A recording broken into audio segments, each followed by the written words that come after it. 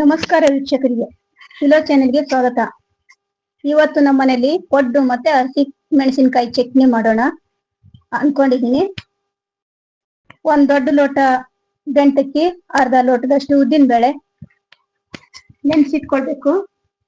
ಬೆಳಿಗ್ಗೆ ನೆನ್ಸಿಟ್ಕೊಂಡ್ರೆ ಸಂಜೆ ಚೆನ್ನಾಗಿ ತೊಳೆದು ಅಕ್ಕಿ ರುಬ್ಕೊಳ್ಬೇಕು. ಜೊತೆಗೆ ಉದ್ದಿನ ಬೇಳೆನೂ ಕೂಡ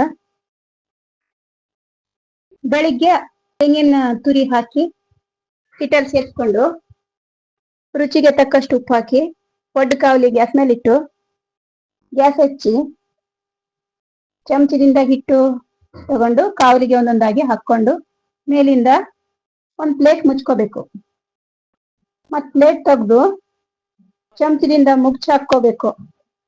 ಪಡ್ಡುಗಳನ್ನ ಪಡ್ಡು ರೆಡಿ ಅದು.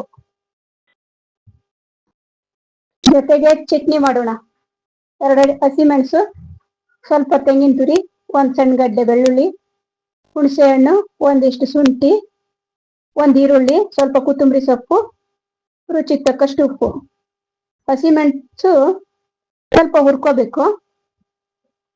ಎಲ್ಲ ಸೇರಿಸಿ ಮಿಕ್ಸಿಲಿ ಹಾಕಿ ಹರ್ಕೊಂಡು ಗ್ಯಾಸ್ ಮೇಲೆ 1 ಚಮಚ ಇಟ್ಟು ಅದ್ರಲ್ಲಿ ಸ್ವಲ್ಪ ಎಣ್ಣೆ ಹಾಕಿ ಸಾಸಿವೆ, ಜೀರಿಗೆ, 2 ಒಣ ಮೆಣಸು, 4 ಕರಿಬೇವು ಸೊಪ್ಪು ಹಾಕಿ ಒಗ್ಗರಣೆ ಹಾಕೊಂಡ್ರೆ ಪಡ್ಡಿನ ಜೊತೆಗೆ ಚಟ್ನಿ ರೆಡಿ. ವೀಕ್ಷಕರೇ, ವಿಡಿಯೋ ಇಷ್ಟ ಆಯ್ತು ಅನ್ಕೊಳ್ತೀನಿ. ಲೈಕ್ ಮಾಡಿ, ಶೇರ್ ಮಾಡಿ, ಸಬ್ಸ್ಕ್ರೈಬ್ ಮಾಡಿ. ಟಾಟಾ, ಬಾಯ್ ಬಾಯ್.